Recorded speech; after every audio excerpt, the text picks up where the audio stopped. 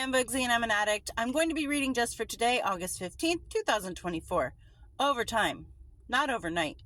Page 237, basic text, page 28.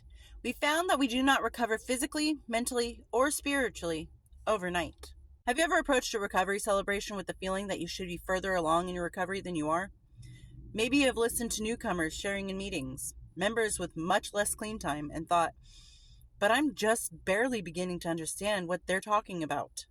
It's odd that we should come into recovery thinking that we will feel wonderful right away, or no longer have any difficulty handling life's twists and turns.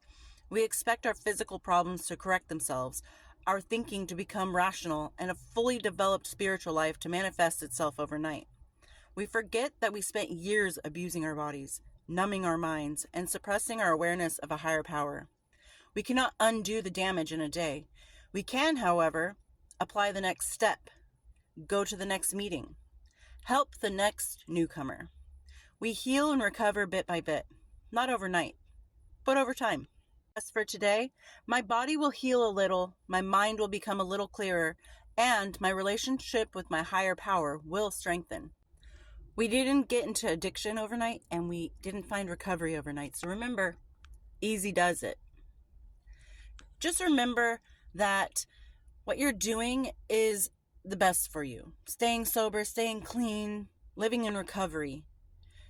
And just like a child, we might meet our milestones at different times in our life, in our recovery.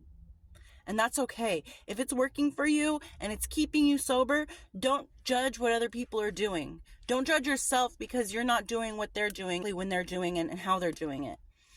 The newcomer may be able to, surpass you in accomplishments, but that doesn't negate that you have done so well for yourself, being in sobriety, being in recovery, and you should be proud of that. That's nothing to just bat your eyes at like, oh, whatever. Like, yeah, sure. 2 years, I don't care.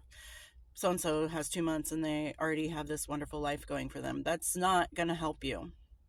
You're comparing yourself to somebody else's recovery. And that's comparing yourself to somebody else's addiction journey. And that's just going to keep you hitting that wall. Because if you constantly judge yourself and you're constantly comparing yourself and you're constantly looking at everybody else's recovery, you lose sight of your own.